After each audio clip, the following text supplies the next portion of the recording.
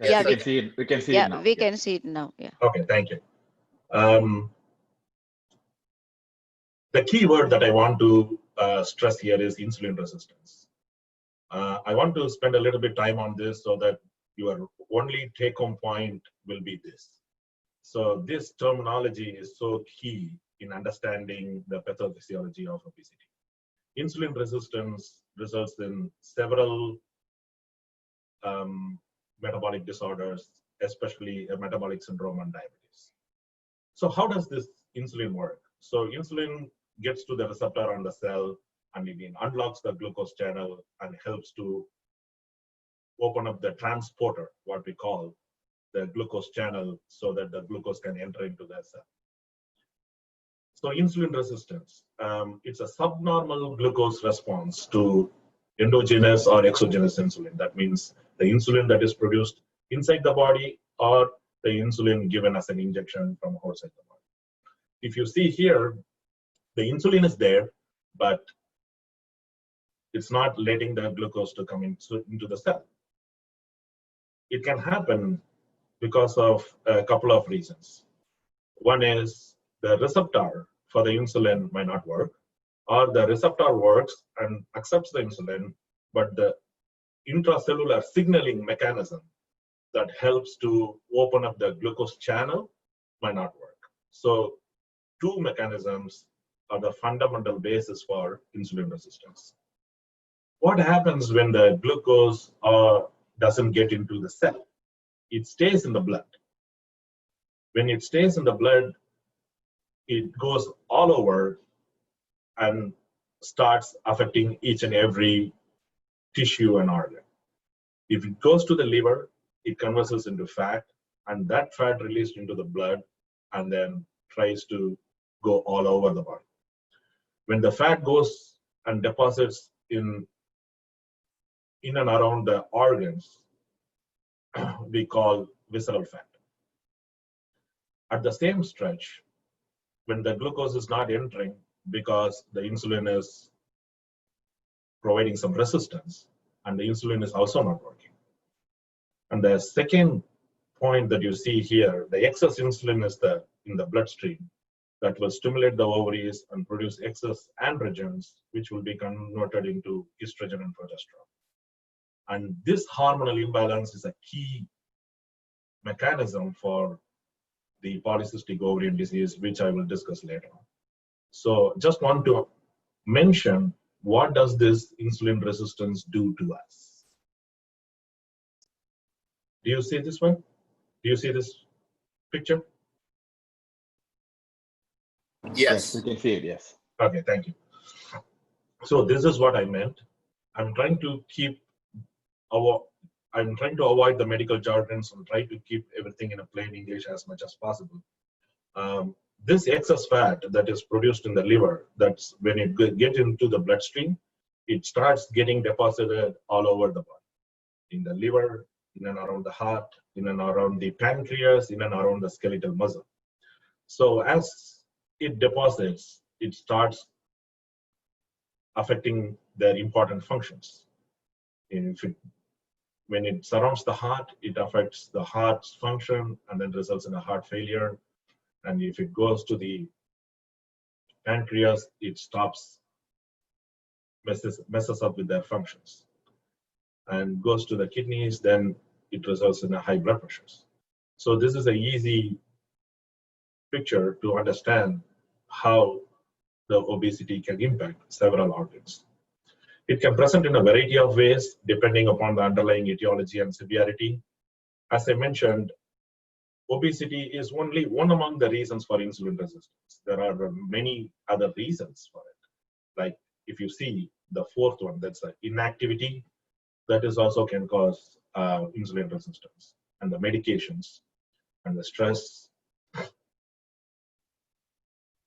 And what are the consequences of this insulin resistance? As I mentioned before, it's an array of metabolic disorders that it can cause. And how do you explain those metabolic disorders? We put all these things into a cluster and call it as a metabolic syndrome. It can cause obesity, metabolic syndrome, high blood pressure, and diabetes, and polycystic ovarian syndrome. So we will try to address one by one very slowly so that you guys can understand. From the beginning, I've been mentioning insulin resistance. So how do you know this person got insulin resistance? What are the signs and symptoms we can look into to say this person got insulin resistance? So impaired glucose tolerance, skin tags, or infertility, or high blood pressure, those are the symptoms that we can look for. Currently, there is no acceptable test for measuring the insulin resistance. So what we go by is the symptoms and the signs, like the skin tags, like the infertility that I mentioned. We will incorporate all these waist circumference, BMI, blood glucose, and blood cholesterol levels to quantify and diagnose the insulin resistance.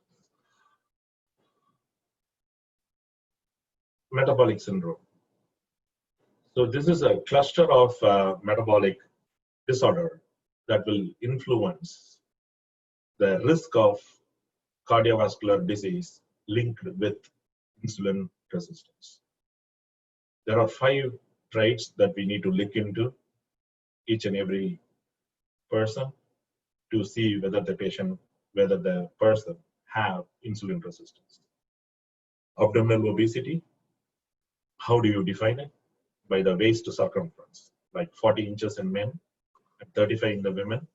And for the Asian population, it's different, 35 inches for men and 31 for women.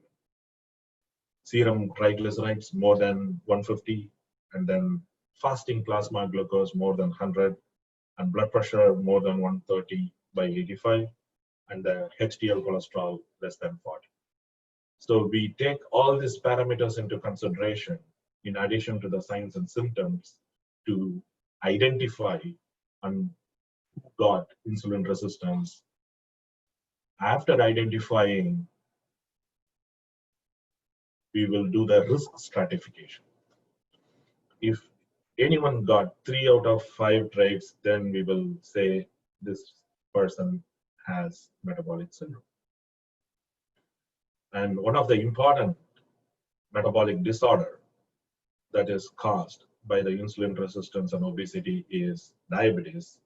As I mentioned before, diabetes and obesity go hand in hand, and we call it diabesity. It's like a dual epidemic. If the obesity is there, you are at a high risk, 7-fold and 15-fold increase of having diabetes in obese men and women.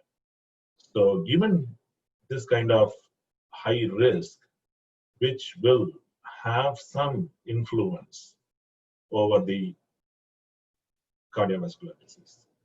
So HbA1c is the numbers, is the marker that we use for diabetes. 6.5 or more, or fasting plasma glucose 126 or more, or the random glucose 200 or more with the symptoms. And the pre-diabetes, which is very commonly seen, HbA1c of 5.7 to 6.4. So these are the markers that we use to identify who have diabetes. And there are 11 pathways that can result in hyperglycemia. And insulin resistance, as you see, is just one among the mechanisms for hyperglycemia. So given that today's topic is like obesity, we will focus on the insulin resistance. How do we prevent and manage obesity? So weight loss is the key. That should be sustained, and it should be as little as 5%. I will explain you why they took the 5%. So diet, exercise, and behavioral therapy. And behavioral therapy is so key to keep it sustainable. So a sustained modest weight loss of 5% will definitely improve the glycemic control and will reduce the need for diabetic medications. and the weight loss of more than 5% improves the lipid profile as well as the blood pressure status in those risky individuals. Weight loss reduction of 7% or more over a period of 3 to 6 months is very ideal. So next comes to how to do this, the lifestyle modification. I know there will be a lot of questions on this diet, which is a very popular topic when it comes to topics like this. I will try to mention in a format that you can understand and customize according to your dietary patterns. There are several studies evaluating the effect of various popular diets on weight loss are reviewed. After reviewing all those studies, what we call meta-analysis, they come to a conclusion. The current trend is favoring towards low carb, low glycemic index Mediterranean diet. I want to be very careful in this. However, no optimal dietary strategy exists for patients with obesity and diabetes, and more research is needed, especially for these kind of risky people. This term I want you to get familiar with, medical nutrition therapy. Given the wide range of choices what we have, the best thing is what you have to customize based on your dietary preferences, your energy needs, and the health status. So medical nutrition therapy and a multidisciplinary lifestyle approach is very key in preventing the weight gain following a successful short-term weight loss. We are all very good in achieving this short-term weight loss, which I will try to mention a little bit more on that later on. We try to prevent the weight gain following the weight loss. For that, you need some sort of rehabilitation in the form of cognitive behavior therapy, which is a behavioral therapy. So medical nutrition therapy is very effective within the first year of diagnosis of diabetes, as it is associated with 0.5 to 2% decrease in HbA1c levels, which is very significant. Cannot underestimate that. So I told you it's all based on your dietary preferences, energy needs, and health status. You might ask, what kind of energy levels are we talking about? Which is variable in one person to another person. So the energy expenditure can be calculated using this very simple formula. For men, it's 10 times the kilograms plus 900, and women 7 times the kilogram plus 800. And multiply the results by 1.2, it will give you how much calories you need. And from that, you can have a deficit of 500 to 1,000 kilocalories per day to achieve a reasonable weight loss of 5%. But at the same stretch, I want to mention here, you have to consume at least 800 kilocalories per day to avoid electrolyte imbalance and metabolic disturbances from starvation, which we have seen in very low-calorie diets adopted by individuals who are very enthusiastic but doesn't understand how it works. They will be on slim fast and then opti fast. So those kind of synthetic food substitutes they have used to follow a very low-calorie diet, and they end up in having some electrolyte as well as metabolic disturbances, which is very dangerous. So try to avoid from very low calorie. At least you need 800 kilocalories per day. So as I mentioned before, several studies have been reviewed, and the summary was given for each and every diet they analyzed. Low glycemic diet. I will go through only very key points. HbA1c reduction of 0.5%, weight regain couldn't be unfound, because when it says undetermined, we need to take into account these studies are done on a 5-year duration period. And there are so many rate limiting factors in this study, like dropout rates and other things. That is why they couldn't find the weight regains. Low fat diet. So this diet allows to take less than 30% of the calories from the fat. So avoiding all the saturated and trans fats.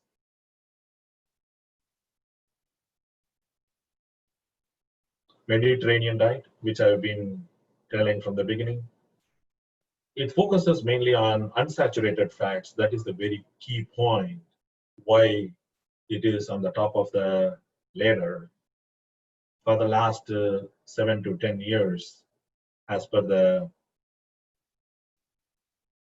studies.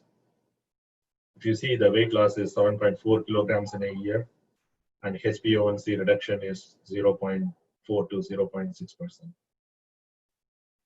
And protein sparing modified fasting diet, which you all call it as a ketogenic diet. This low carb ketogenic diet with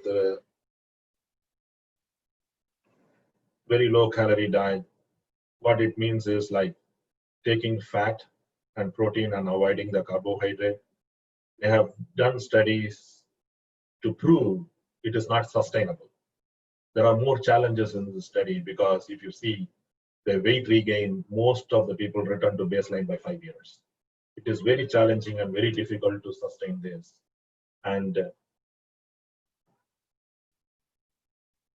people find it very difficult to follow after 2 years, as per the study outcomes.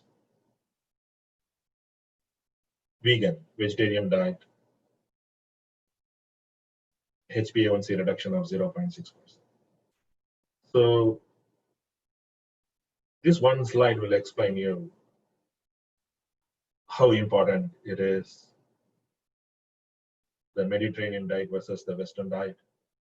If you see, sustainability is the key word that I want you to take home, apart from the insulin resistance. Whatever you do, we have to make sure it is sustainable. In Mediterranean diet, they found less chronic diseases and less comorbidities, and more sustainable compared to the Western diet. Then comes the exercise. 30 minutes or more, everybody knows, at least 5 days, 150 minutes per week. The point I'm trying to mention here is, again, attainable goals, measurable goals. Whatever we identify, we try to measure and track it. That is the only way we can improve the outcomes. So set the SMART goals and try to track it with all these novel devices, whatever we have right now. That will help you to achieve the target, which is the weight loss. And the studies found it is a combination of different exercises that gives the best outcome, rather than just doing the aerobics. Aerobics, resistance, flexibility, and balance exercise, all these things in combo helps. Just sticking to one aspect of the exercise. You can ask me how to start with. The prescription could be fit: frequency, intensity, time, and time. How many days you can work in a week, and how intense you want to be. Depends upon how motivated you are, and then how much time you want to spend per session when you do the exercise, and how much endurance you have.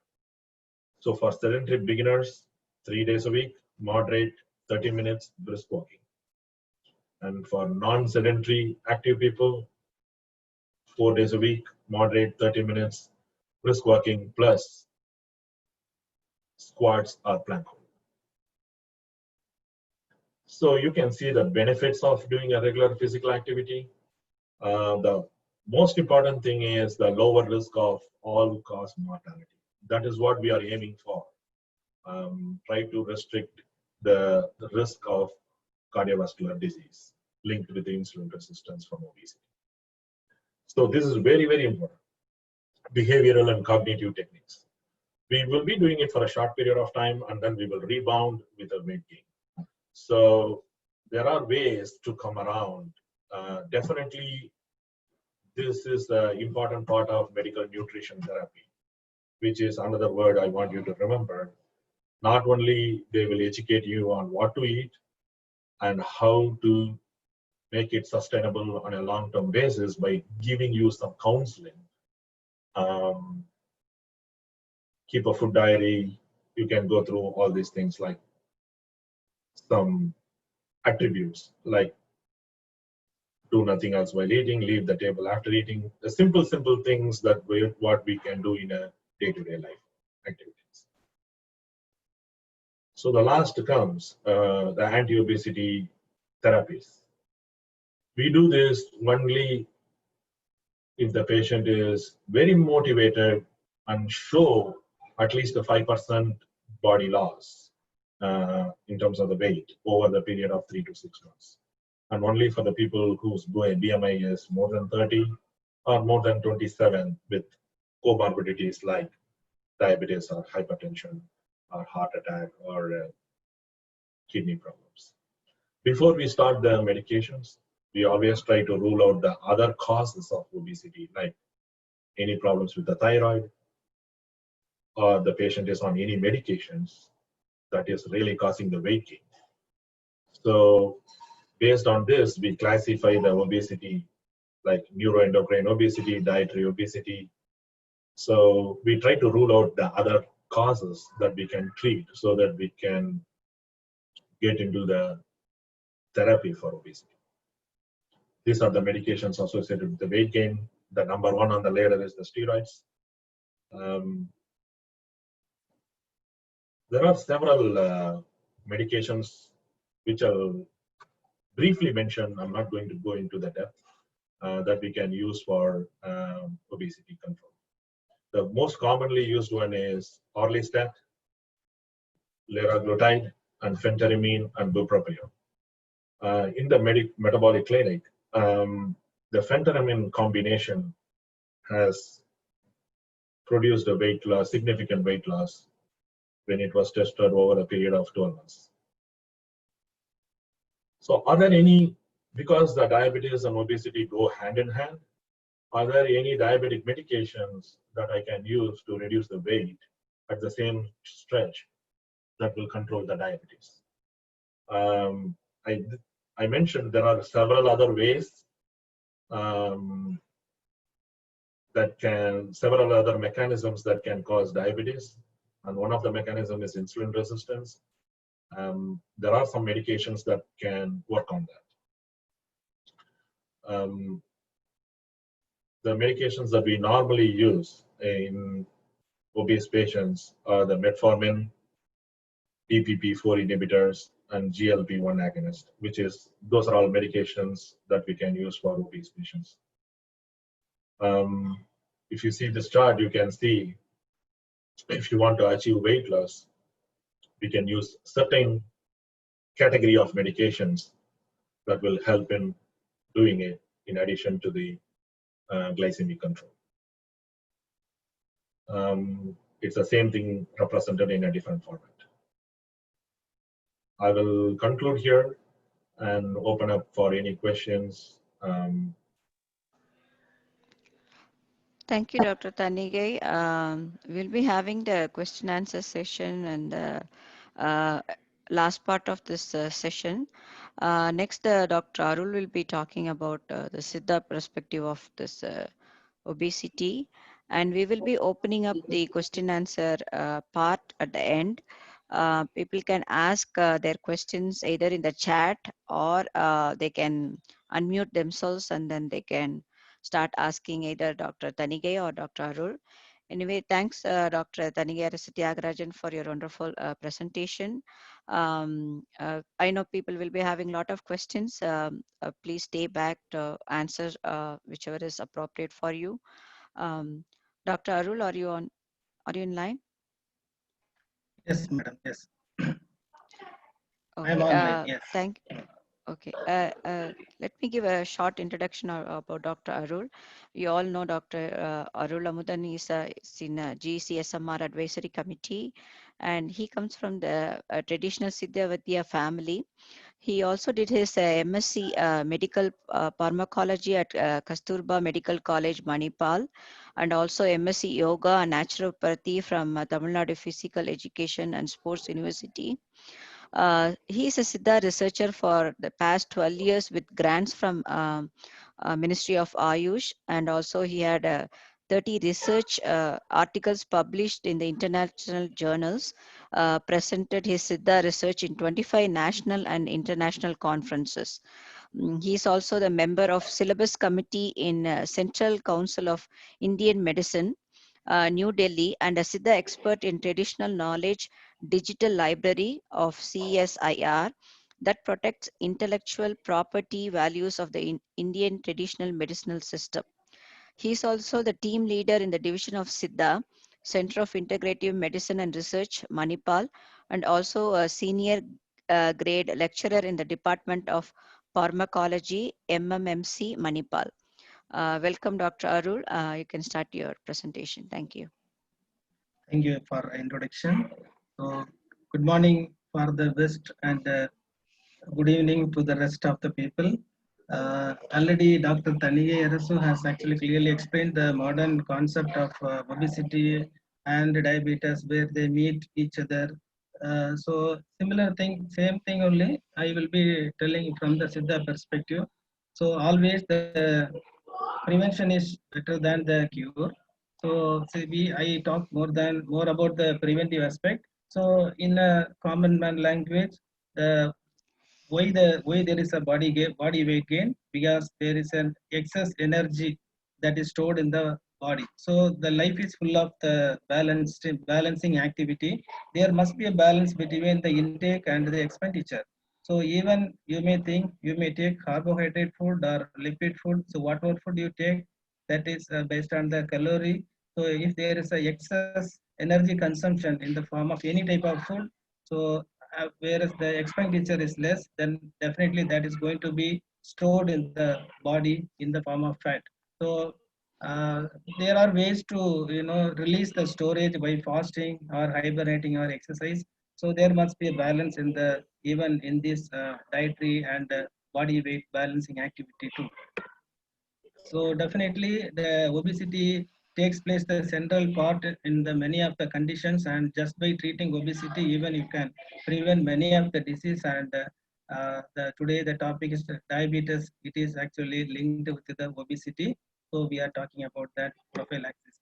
So here, the obesity requires a multidisciplinary approach definitely.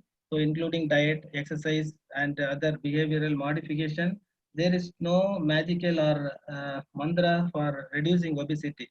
So from the Siddha perspective, there is a Thiruvalluvar says, Uttavan Tirpan Marundulai Selvan and Appal Narpute Marundu, which means there are four pillars, four domains for the treatment. So patient, physician, medicine, and other healthcare providers. So only just by believing the physician or just a medicine, nothing is going to work. So the patient or the obesity or diabetic patient has lot of responsibility, which is equal to the physician in this actually treatment. So from the Siddha perspective, we advise diet therapy based on the Yakai or the Prakriti based diet. So we in our Siddha doesn't talk about the calorie based. It has different approach, and intermittent fasting. It has various protocols, and the physical activity therapy. So first glycogen storage will be released out, then subcutaneous fat, then last visceral fat lysis fat will be actually dissolved. So as the previous doctor told, there must be a sustainability in every action, even in the weight loss uh, activity. So then only this the physical activity will have some fruitful outcome. So apart from that, a low calorie diet, especially we advise more millets based diets and other keto based diets, and supplements, many herbal supplements, especially green tea and this Malabar tamarind with yoga. These are the other supplements we give. When it comes to drug therapy, there are some herbs which will prevent the dietary absorption of the nutrients. Some herbs are there, anorexiant. So the same thing is actually very good drugs are there in the modern medicine, and the surgery also available in the modern medicine. So comes to when I talk food therapy in Siddha, it has different perspectives. So if you understand a little bit, it will be useful actually to follow me. So there are element theory in the current science. For example, hydrogen and water in a particular number, in a particular the angle when it forms, it will give the water. Suppose if you remove the hydrogen and only oxygen is there, it will be a different product, right? Same way, if you add one more hydrogen, then it will be a different product. This is called elemental theory. Similar theory is there in Siddha, actually Panchabhuta theory. So accordingly, in the elemental theory, we have hydrogen, nitrogen, oxygen, sulfur. Same way, here actually 5 basic elements are there. They are actually Ahayam, Vayu, that they have a different name. So in order to visualize you in your mind, just we use the air, fire, water, earth, and ether. So this is actually not that exactly, but it is just to you to visualize what it is. So there are 5 elements. The combination of those 5 elements in different ratio will give a product. For example, if you take the bone, so the elemental theory will tell it has calcium and hydroxyphosphate apatite, that this it will tell. But when you come to Siddha, it will tell the bone is made by the water Buddha and the earth Buddha. So in a particular ratio, that's what it is bone. So similarly, each and every part of the organ in our body is made by the combination, that's combinatorial chemistry, combination of the permutation combination of these 5 elements. Even same way, the food, herbals, and even natural material what we see outside also made by the same Panchabhuta theory. So if there is a link between our body and outside the body, I mean the herbs, the food and dietary thing, through this Panchabhuta concept only. So this is where the Siddha choose the herbs based on the necessity of the which Buddha has to be worked on. Then come and this is the one you should understand, that when two the basic elements combine each other, we will get the taste. So on the other hand, by knowing the taste, you can make out which elements are combined. For example, if your food is having sour taste, you consume a tamarind, which means it is having two, that man and the that basic elements are there. Similarly, salt is having 2 elements, spice is having 2 elements, and this side other taste, astringent, bitter taste, sweet taste, they have two elements together forming the taste.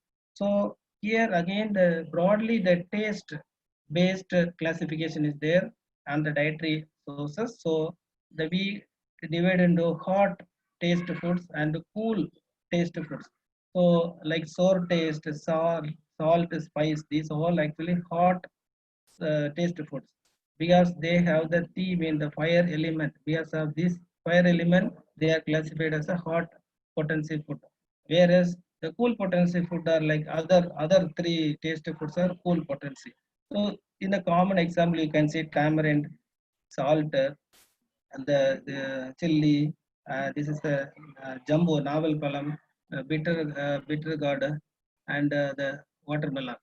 Sorry, the cucumber. So even cucumber is a best example for sweet taste. Even though you don't feel the sweet taste, it is actually made by these 2 elements. That is what it is actually sweet taste according to Siddha. So now you should understand that uh, it looks like very humble, but there are recent researchers there that discovered the taste receptors. Okay, receptors even in the internal organs. So they try to explain the liver, kidney, like different organs have different taste receptors. So slowly this science is actually coming up, but still advanced researchers are required to prove this in the science. So another important thing, if somebody consume more sour and astringent taste food regularly, is vadam, or that vadam, pitta, kabam are the 3 basic elements, that govern the body. So if these 3 are in a balanced state, then there is no disease. That's what Thiruvalur said, மிகினும் குறையினும் நோய் செய்யும் நூலோர் வழி முதலா எண்ணிய முன். So Among these three, all the three Vadam, Pitta, Kapha should be in a particular ratio. So how to maintain this ratio? If you consume all the 6 taste food in a everyday basis, then these three ratio will be a perfect one. On the other hand, if you consume only sour and ascendant taste continuously taste type of food, the Vadam that will get increased, and that related disease the patient will get. Similarly, salt and bitter taste food continuous consumption leads to increased pitta. And the last one, the sweet taste and spicy taste consumption leads to the elevated kapha. Here is actually our today's topic comes obesity and diabetes. They are actually because of the excess kapha. Because kabam or sweet taste, that is the part of the muscle fat, those things.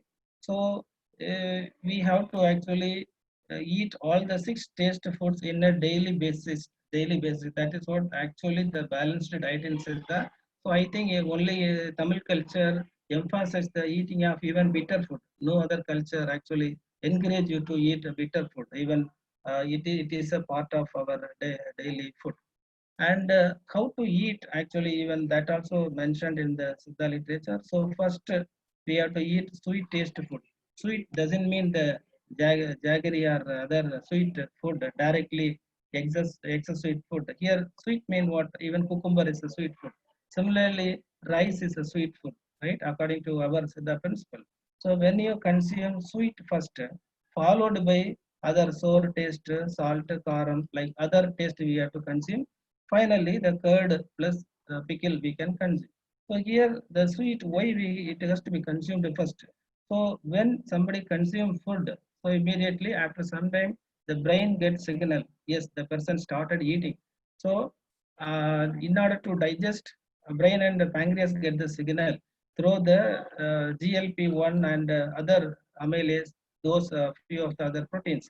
So the body has to release the insulin because the person started eating. In order to digest and disseminate or the store those food items, utilize the glucose, the body has to be prepared.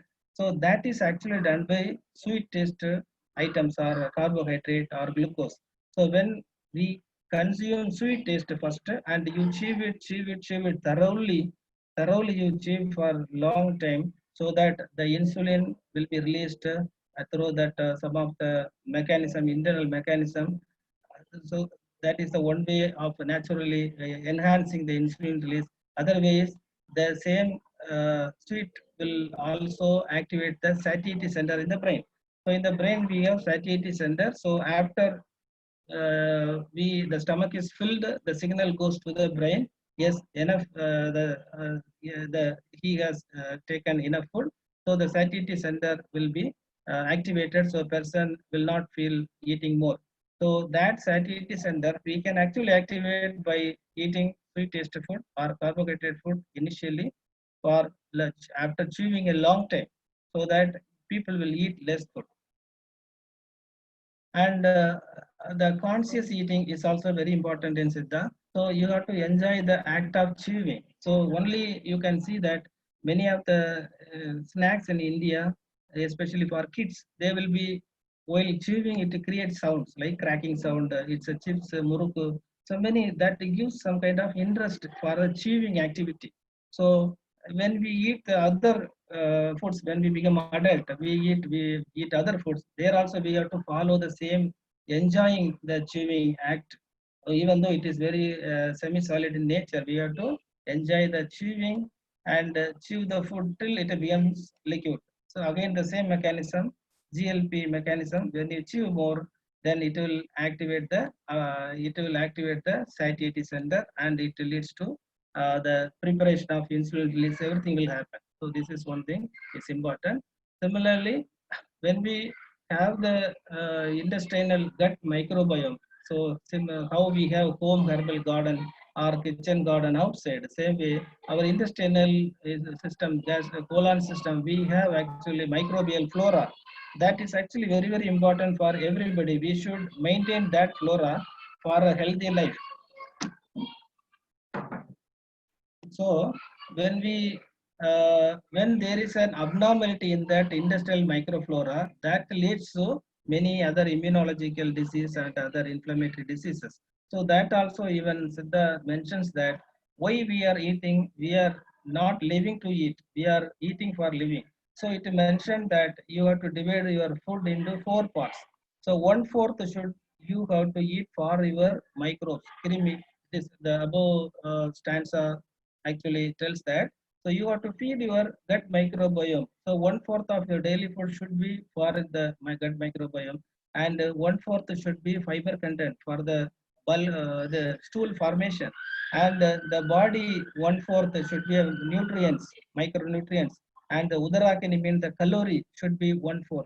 So if we follow this ratio, definitely we can actually prevent a lot of diseases including obesity and diabetes. So feed your gut microbiome. That is what the next concept is.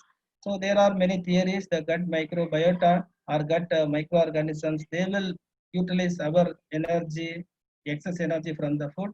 They also produce certain kind of short chain fatty acids, and they have some significant action in our body system. And next one actually the ஆசையே துன்பத்துக்கு காரணம் பேராசை பெருநஷ்டம். So excess desire is the cause for obesity. Even this also many times Siddha talks in different language. Even food addiction is also type of like alcohol or other drug addiction. So we are blaming them to come out of that habit. When we are not able to come out of this from the food addiction, how they will be actually expected to come out of the habit. So here actually behavior therapy works. Here behavior self monitoring diet and mindfulness eating, that already previous doctor explained about it.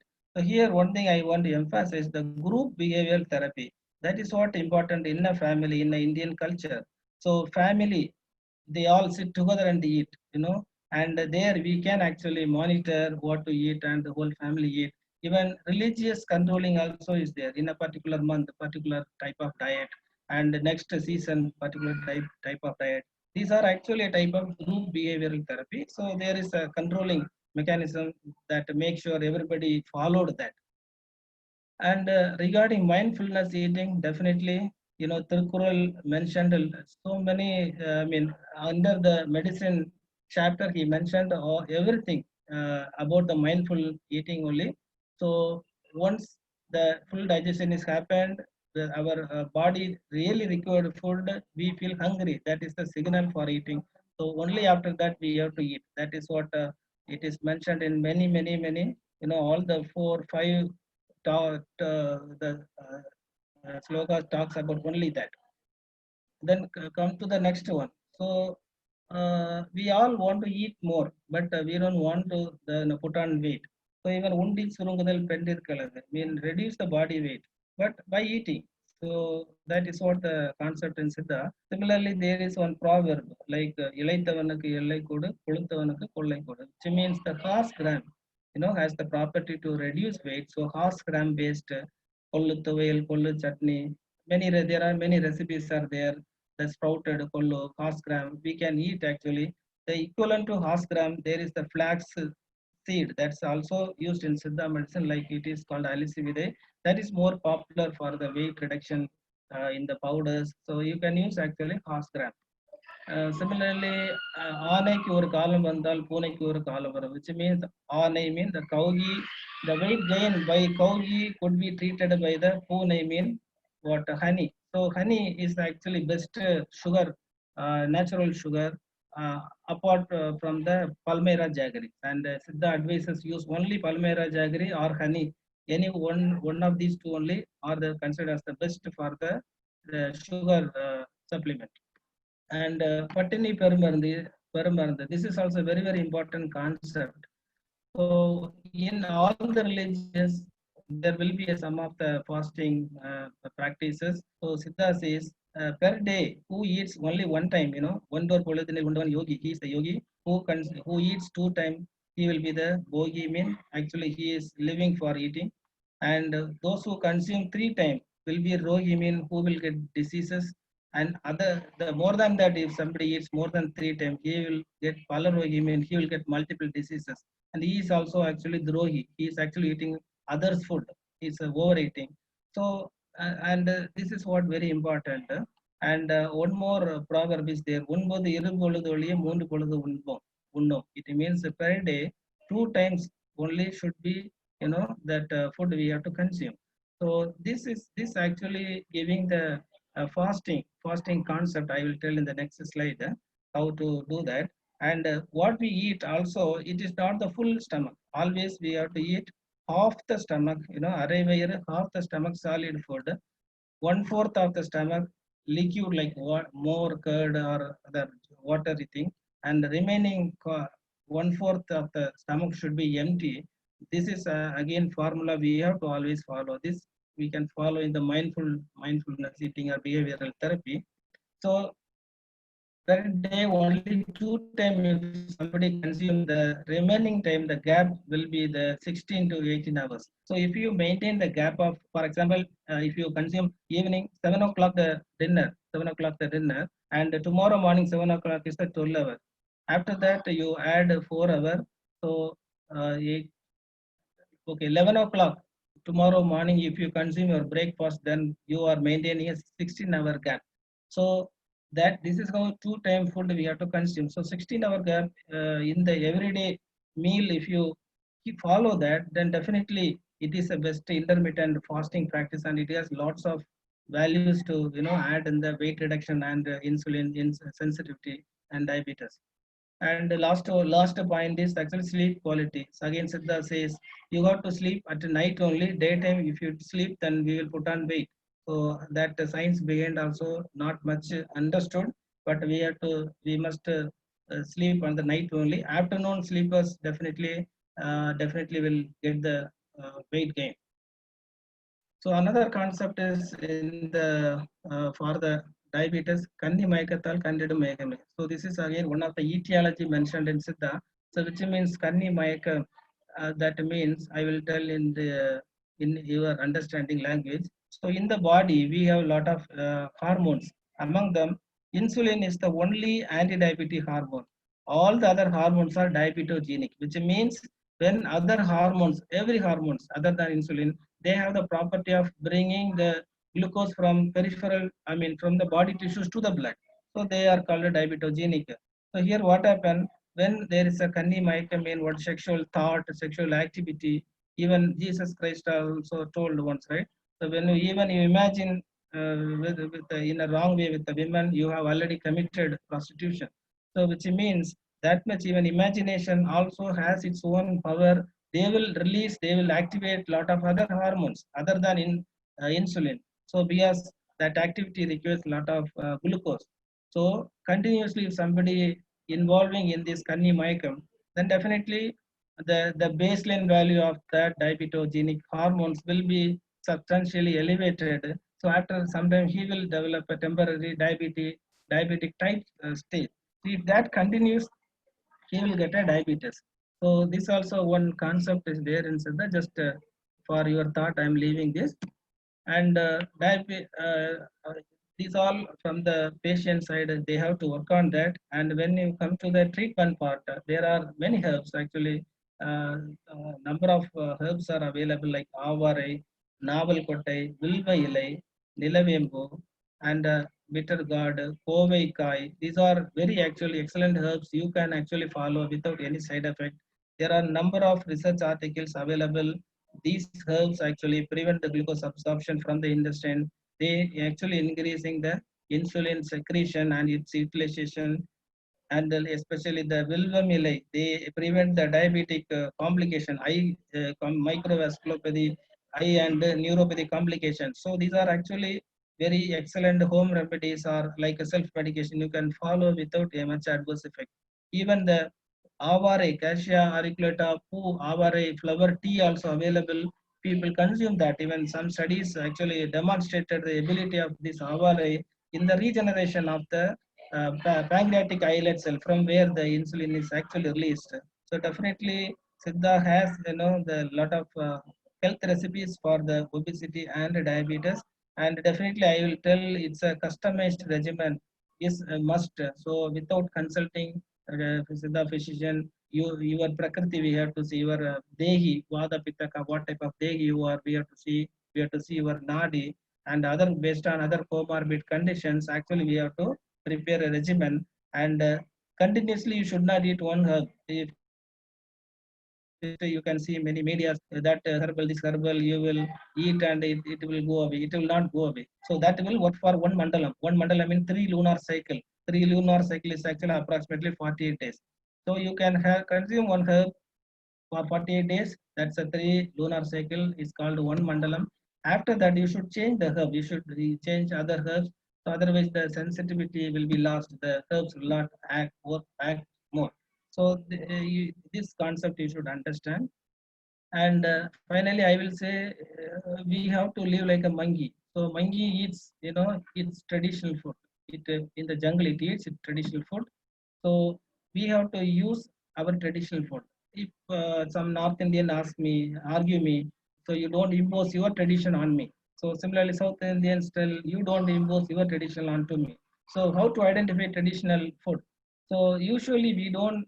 So far, we have not changed our tradition in the rituals and religious practices, and which we offer to our God. That is actually our tradition. So still, we are actually retained that. So we can see that which fruit we are offering to our God, banana, coconut, rice. You can see that those actually still we maintain that tradition, and you will get seasonal food, native grains, vegetable.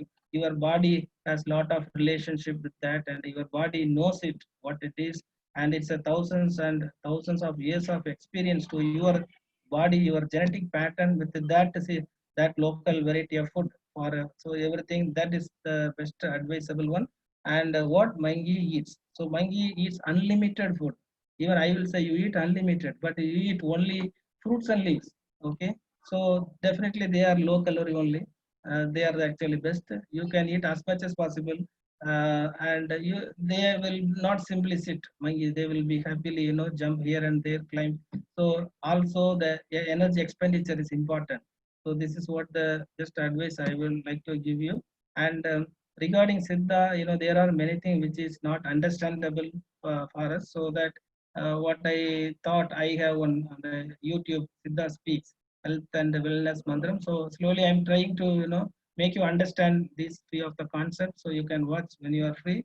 Also, you can frequently open and see our global center for Siddha.com. We keep on updating things there. So thank you very much.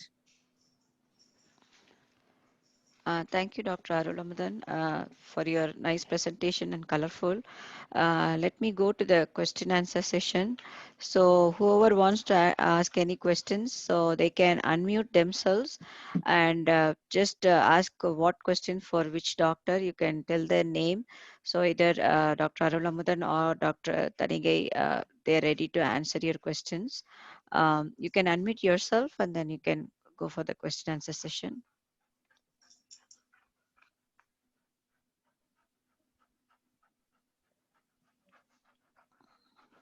Arul, Shanti here. I'm Dr. Shanti. Good morning. Thank you. Fantastic talk, Arul. I really, really, really learn a lot from your talks.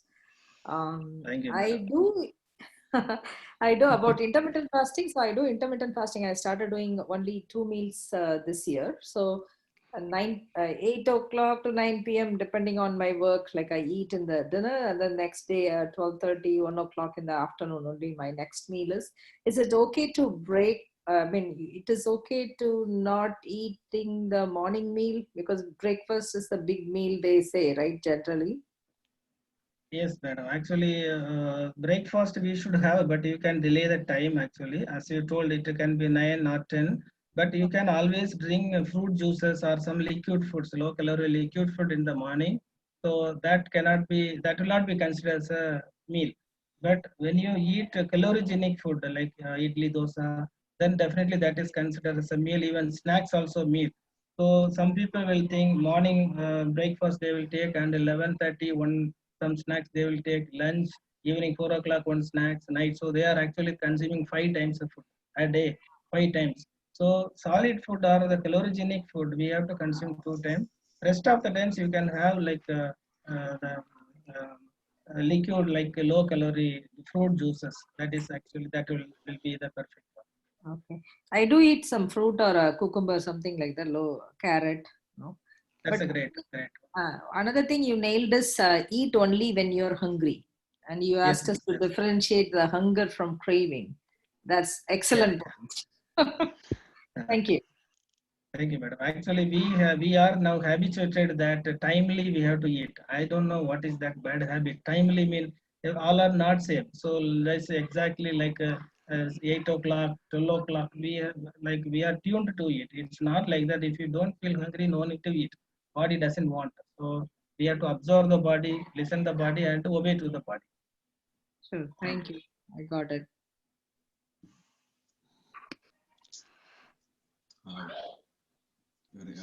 If nobody asks, can I ask a question?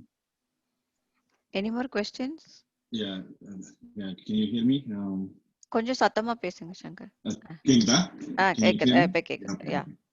So, thank you, Dr. Tanihe and Dr. Arul. The both of them.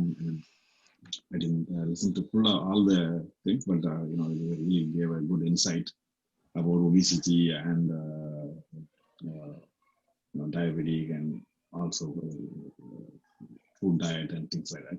Well, one question I have about paleo diet, which is kind of becoming too popular, especially even among the Tamil community, both in India and here. A lot of my friends are following it, and they seem to have good results in terms of for a diabetic. The only concern I have is the high, cholesterol levels. They say that it's okay. They don't have any faced any problems. They have not had any issues. Just want to get your opinion. And also, second thing that also involves a lot of them are more non-vegetarian food, but I prefer something that they say there is a vegetarian paleo also. For example, they eat a lot of almonds and things like that, which is probably not easy to do on a regular basis. So I want your opinion, both of you. Dr. Tanigai, can you go first?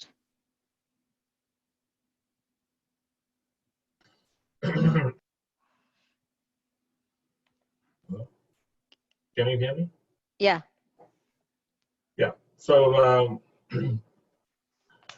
the bottom line is the ingredients that you take in and consume in different dietary patterns. So what constitutes paleo diet? That is more important. How much carb you have, how much fat you take, how much protein you take.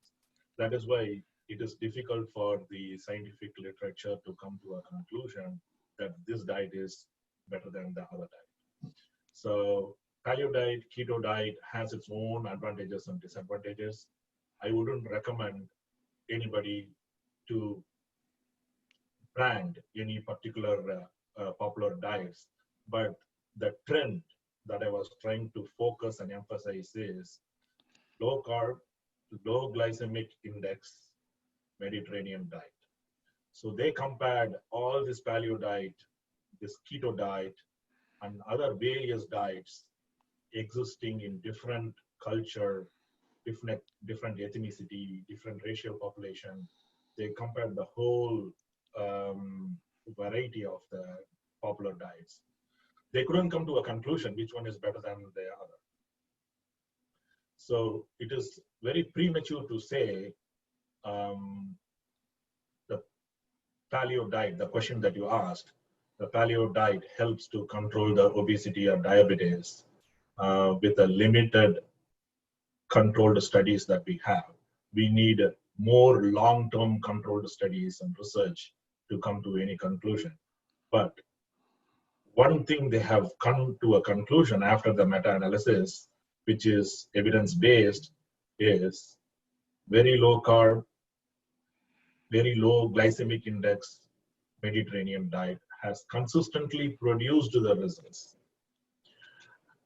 The glycemic index is a term that everybody should become very familiar with, because every ingredients in your diet have a glycemic index, which is nothing but a measuring.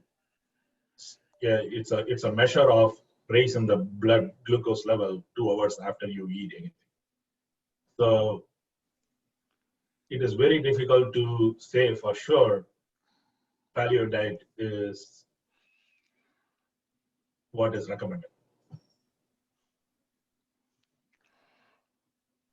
I would like to add 1 or 2 points here.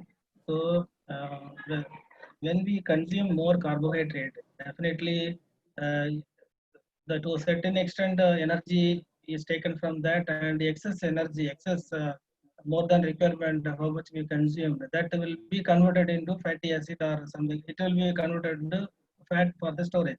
That is what the main cause of obesity. So another one, how much our carbohydrate we consume, the maximum the body tries to absorb. When you consume the fatty food, the body, the ability of the absorption is limited on fat. So all the fat, how much you consume, will not get absorbed. So if you consume more fat, more than to a certain extent, it will go out, like laxate, it will go to throw the stool out of the body. So that's the one thing, how much of oil if you consume, it will get absorbed to a certain extent, and more than that, it will go out of the body. So all the fat which we are consuming is not going to be absorbed. Second point, if you cut down carbohydrate and only fat diet, as mentioned in the paleo, people say that concept, higher fatty as a fat food.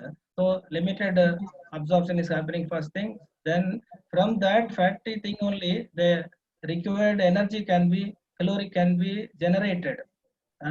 So that energy part is actually met with that one, and um, there is nothing there to be stored in the body. Yes, whichever is absorbed will be utilized, and the fat is actually also required for our body cellular function as well as cellular structure. So the minimum quantity absorbed in the fat will be actually utilized. That is what actually paleo people say, but I also don't know the exact evidences behind that. But definitely, as doctor told, low calorie, I mean low carbohydrate food, if you cut down carbohydrate, or if you reduce the carbohydrate food, after that you can actually increase the fat consumption. That may not affect that.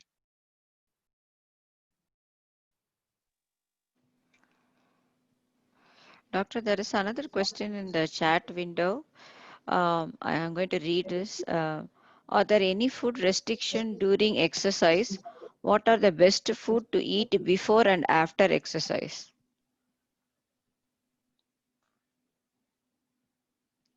Dr. Arul, can you? Actually, the in one of the slide I showed, so when we do exercise first, the carbohydrate is stored in the form of glycogen. That will be first actually released for the energy. Even if you continue your exercise, then only the lipid part will be actually getting released from the body or will be utilized. So it should be a sustainable activity, exercise, and when we spend the calorie in the form of exercise, you don't need to feed. I mean, you don't need to give more calorie.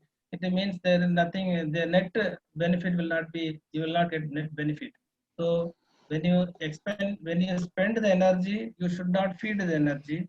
So you can consume during the. I mean, before or after exercise, definitely. Um, like low calorie or fruit juices, like um, that kind of food, or energy less food. So those kind of food only you can actually more fibrous. Those kind of food only will be useful. If you consume so much and doing exercise, you will feel hungry. Again, you will eat more. Then you will not get any benefit in that. But I think you have to. This is again personalized only. So after consulting with a clinician or the physiotherapist, they will work on based on your body weight and the other thing. They will fix the calorie, and I think that will be best. The general answer will not help in this. Dr. Tanige, your answer. Sorry, what was the question?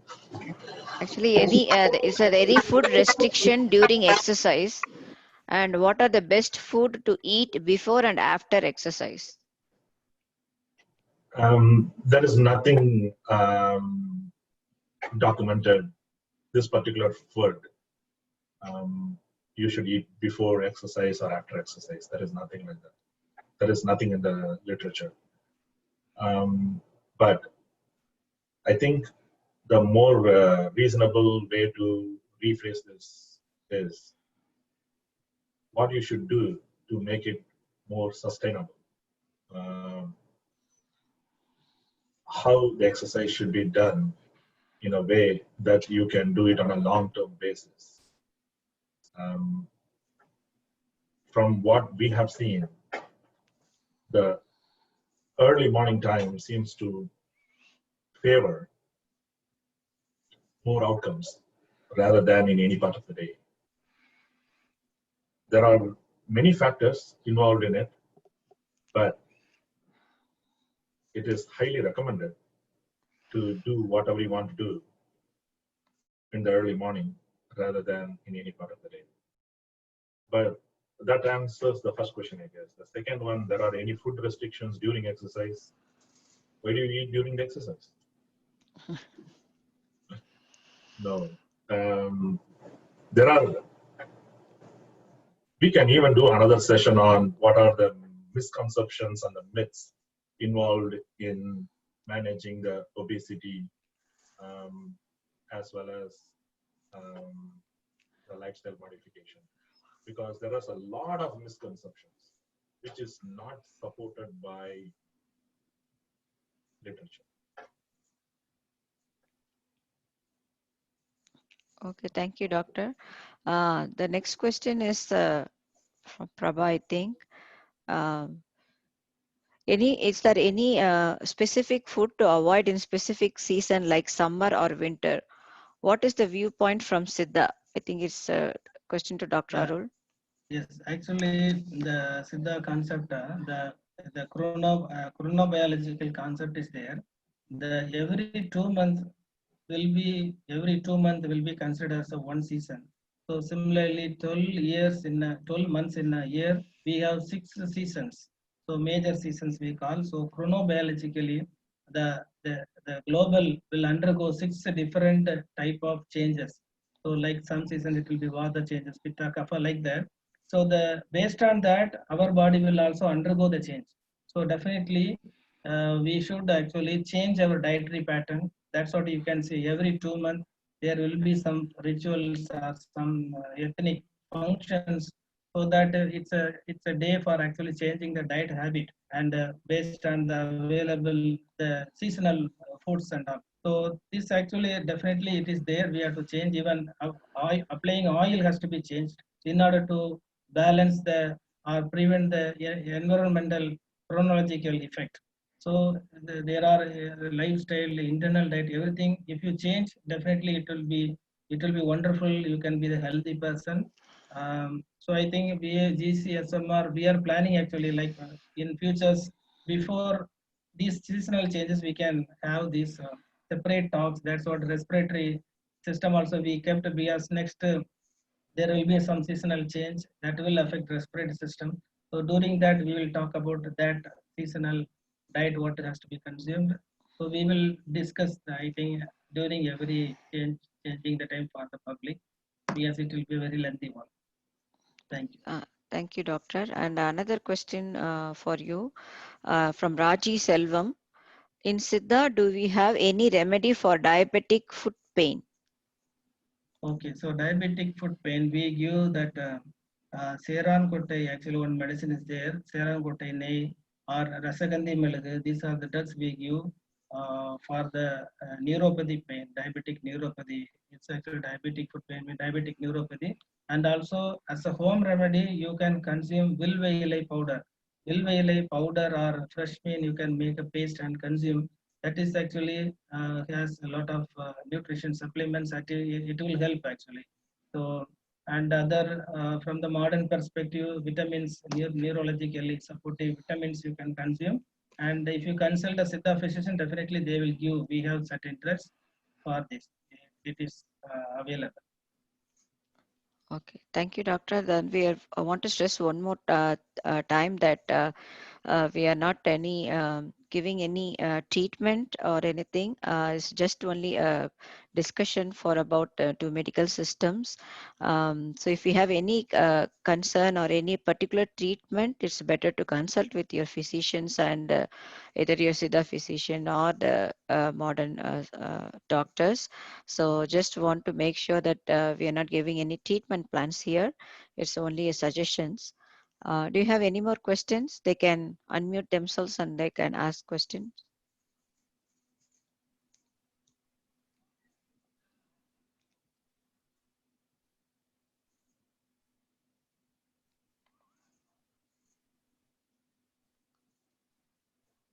I think I have a question for Dr. Arun.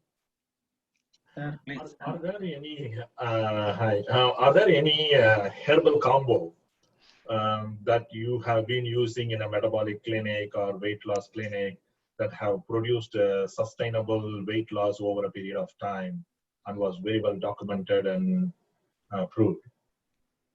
Actually, sir, when we get obesity people, we give actually the detoxification type. But I am not agreeing with that term. It's not the right term. Detox. What is there in the toxic in the body? But in the common man language, it's a detoxification. So we in Siddha, it's actually Sutti medicine. Udal Sutti Pandra medicine. Agasthyar Kulambu is the one medicine we give. So every fourth month we have to give that medicine Agastya Kulampu. That is actually having the role of gut microbiome resetting process. So it will actually wash out. It will produce laxative and purgative type 10, 11 times. And during that day we have to consume only curd and buttermilk. So to restart the gut microbiome, that is the one technique we have to follow. So this is every fourth month we have to do throughout the year, and the remaining time based on the body prakriti like vata dehi, pitta dehi, kapha dehi is there. So based on that actually some dietary pattern we advise, and with that actually we are able to reduce like in a year 7 kgs like that. But definitely 1 year 2 year it will reduce more than that, I think. And there is nothing but beyond 15 kgs and all I never actually reduced to any patient, but up to 10 kgs we have reduced. One thing is people cannot follow these dietary restrictions for a long period. That is one we have to understand. But definitely this will work. The Agastya Kulambu, it is not only having the gut microbiome resetting one, it also change the metabolic process. For example, after consuming this, the person will not have hungry. Will have very less hungry for next at least 2 weeks. So it will reset many of the physiological phenomena in the body. But after that, again, our craving and other things will dominate, and the patient will go to the normal routine life. In my experience, this is the one. And Garcinia, the Malabar tamarind also actually works well. Malabar tamarind, the based supplements also available actually. Now we prepare the juice in the Malabar tamarind every day morning. That Malabar tamarind juice they have to prepare and drink as less calorie. That is also having lipolytic activity and all. So other than that, there is no other things. Only from the patient side, whatever you told that behavioral therapy, millets based food actually works well. Millets, they will sustain the releasing caloric, that kind of principle is there. So even we also consume that millets based, so they don't feel hungry for a long period. So lunch if they take till many hours, they don't feel hungry, so they don't want to eat next snacks. So this is how we work on. There is no medicines actually to that patient education, and patient has to work from his side. Yeah, I think we have patients like 500 pounds, 600 pounds. So we have America is very famous for obesity. Yes. So it's nothing works except Nothing works. surgical. Yes. Yeah, except a surgical intervention and other things. I was talking about morbid obese patients, not about class 1, class 2. But another question to you is how do you measure your outcome for controlling diabetes using the diabetic herbal remedies that you are telling about? How do you measure the outcomes? We absolutely follow the modern parameters only, like routine, your blood glucose, or the glycosylated HbA1c. Yes. A1C, and the lipid profile. We also same following the same thing only, but Okay. additionally we just look our pulse, nadi diagnosis. That will help actually to choose the drug from our side. So we strictly follow the modern parameters for the prognosis assessment. Any particular family of herbal or I should put the word category. Any particular family or category of herbal medication that have given a sustainable HbA1c reduction on a long-term basis? Yes, so it is cassia based, cassia alata, cassia auriculata. The awara is the cassia auriculata. That's the best herbs, and I think more than 200 research articles are available in not from India, from other countries only. That flower is actually given as a golden tea, like flower is as yellow color. So it's available in the market also. The like a golden tea and all. It is like a slightly like a green tea. It's a bitter tea. Avara is the best one. So there is a proverb: avara irukka savare kandadundu. So it's diabetic patients. It's the best one actually. It can maintain the glycosylated hemoglobin in optimal level. Okay, thank you. Again, one more note to everyone. So what we are discussing now is like uh, we have to back up with the research based. So all this medicine like Agasthyar Kodambu or whatever it is, it should be consumed only after your Siddha doctor's prescription. So as we all highlight that whatever medicine or treatment, it's better to consult with your modern day doctors. The same thing applies for the Siddha medicine too. So that the Siddha doctors, they literally diagnose you with nadi and all those things, and then they have to prescribe you according to your body needs. So recently we have been seeing a lot of this WhatsApp group and videos, and especially after this COVID, lot of home remedies and this party vaitiam and all these things coming, and they are confusing with the Siddha medicine, and they're trying to follow it by themselves. So from GCSMR, all the doctors, Siddha doctors, we all recommend not to follow unless you properly diagnose with the Siddha doctor. So whatever medicine it is, you have to consult your doctor before taking it. So they have to search your, put the nadi, test your nadi, and do the all other testing before we prescribe any medicine. So be careful with that. And you know nowadays in market, lot of these medicines are coming, and kabasura kudini, nilavembu kudini, so many things are coming, and we have been getting lot of queries for this, how to drink and what to do and all these things. So it's a general recommendation, however it is. But each body type is different. That's what Dr. Arul and Dr. Selva Shanmugam has been insisting this for a long time. That's each body is different, and when they consume, each body will react to it differently. So it's better to consult with doctors. And we have been also doing some wellness coaching. That is, you can talk to Dr. Arul or Dr. Selva regarding this Siddha thing by phone. So please contact us if you have any questions, specific questions. We call it as wellness coaching. You can send email to gcsmr20@gmail.com, or contact us anytime. Our website, globalcenterforsiddha.org, it has all the details in it. You can contact us anytime. And also please stay tuned for our future next month webinar. We have a lot of other titles coming up, women's health and seasonal allergy. I think the next month, September, it will be about seasonal allergies, because there will be change in the season and a lot of confusion about the flu and COVID symptoms. So we have the title on that. So doctors will be talking on that. And up in December, we will be having a recap of what happened in 6 months about this COVID and the research based on the COVID data, and we will be discussing mostly with the doctors and researchers. Please stay tuned for that too. Thanks for joining for the today's session. We thank Dr. Tadigarasa Tyagarajan for uh, uh, joining us for this meeting within a short period of time, and Dr. Arul too.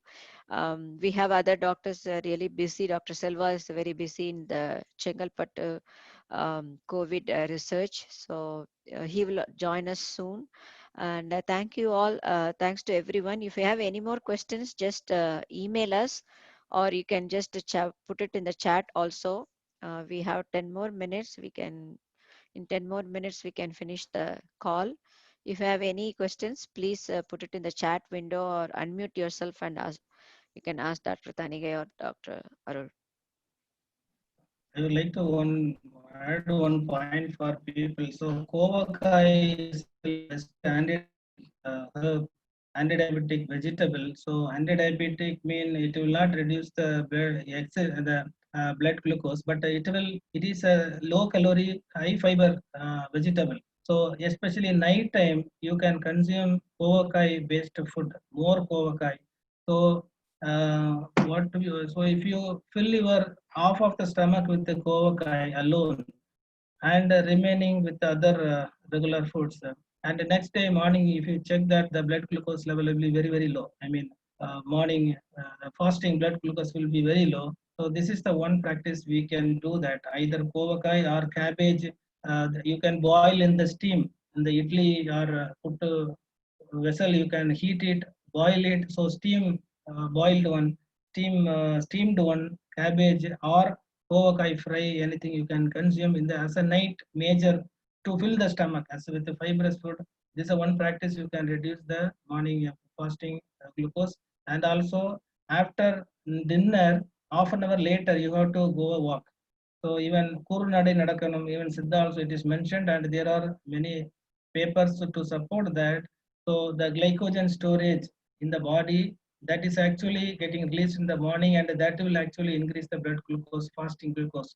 So if you go walk in the night, especially after 30 minutes after the dinner, and those stored glycogen will be utilized night itself. So morning fasting blood glucose will be definitely under the control. So these are the two practices that you can add.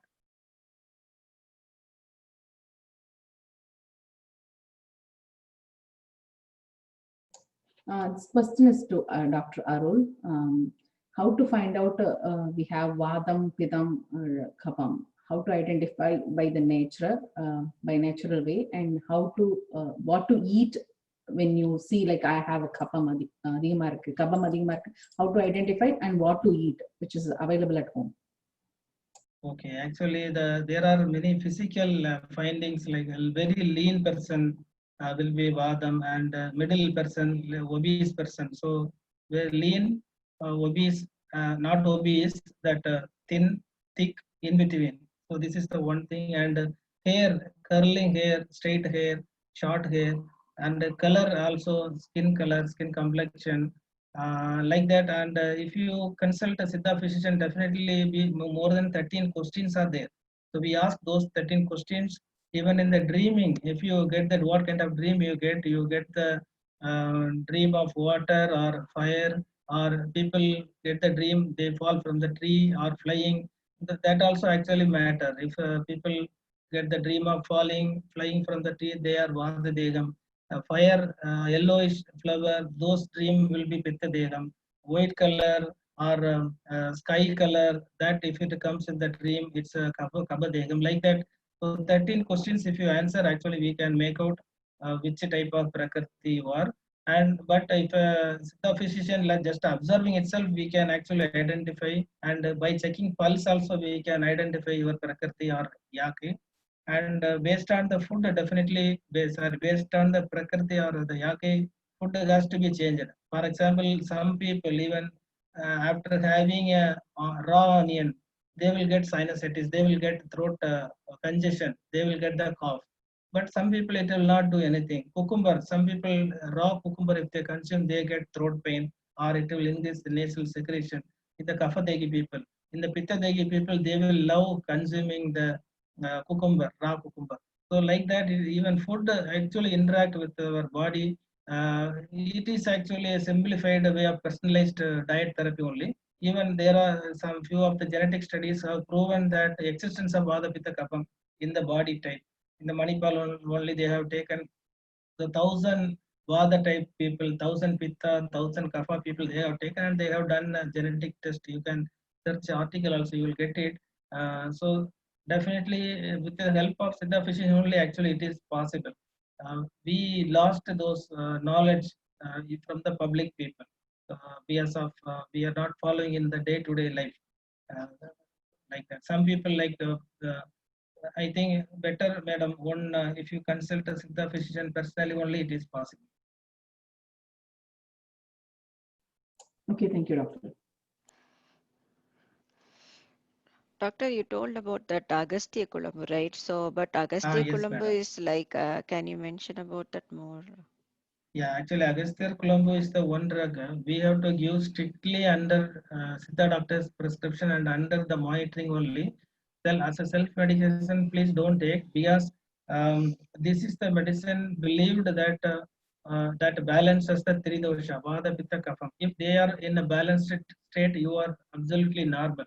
So this drug every fourth month, I mean yearly 3 times if you take, you will be yearly 3 times means what does it mean? The major changes of the climatic changes, right? So that time if you take, your body will be adjusted to the chronological environmental change, and your body unwanted things will be go away, and your body how much ever deviate from the normalcy will come back to the normalcy. That is the meaning. According to our concept also, if we give to the particular patient, they may get vomiting. If the pitta is more, pitta mean some blood disease, liver disease, thyroid disease, these are actually pitta disease. They will get vomiting.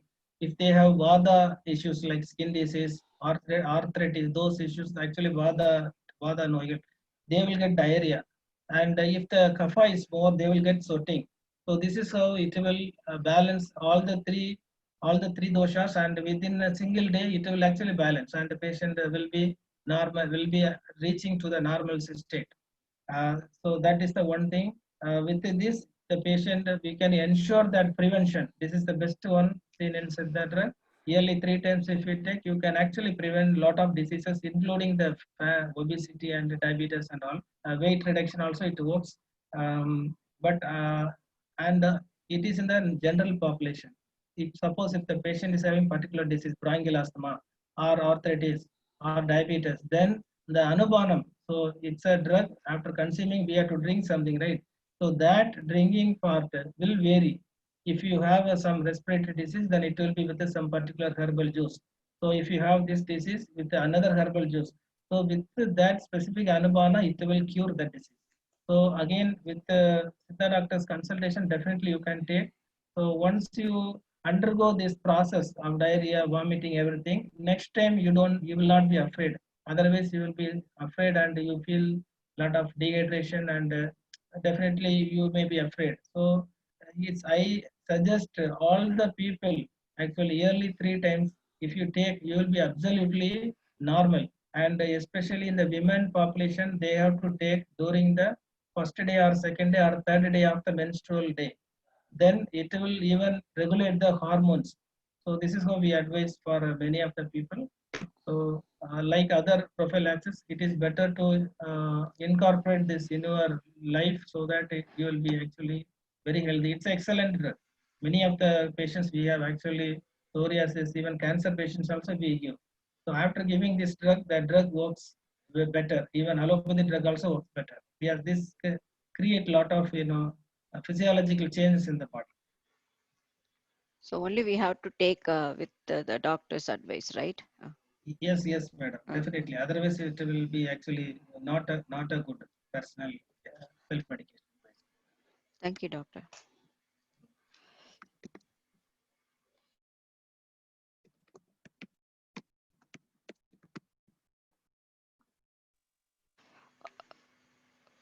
Okay, there is some chat that's going on. US food industry cheats people with 90% of food being GMO and corn sugar based preparation. I don't know, is a question or is just idea. Dr. Shanti Raja, you want to ask something or? Yeah. So the food here is very, very unhealthy in the US, okay, because they don't have to label GMO as GMO. And all the preparations you eat, cake, pastries, everything is made of corn sugar, which is worse than cane sugar, I believe. I don't have data, but I think that's one of the major reasons contributing to obesity also. And lots of allergy here. I have never seen this much allergy in any other country. I've worked in India as well as Australia, but I've never seen this much of allergies in any other country. So that I just wanted people to know that and make sure that they don't eat corn sugar based preparation. Thank you, Dr. Shanti. Do you have anyone else talking, or you can wrap up our meeting? Thanks to Dr. Arul Amudan and Dr. Tanigai Rasathyagarajan for joining us today. We will meet in the next webinar. Please stay tuned. Also, we have WhatsApp groups and Telegram groups for our GCSMR. You can join in that. Send us an email to gcsmr20@gmail.com. And again, thanks to Caldwell Wilnamy for sponsoring this event, this webinar. We are looking for more sponsors for the upcoming webinar. Please stay tuned. Thank you once again. எல்லாருக்கும் வணக்கம், நன்றிங்க.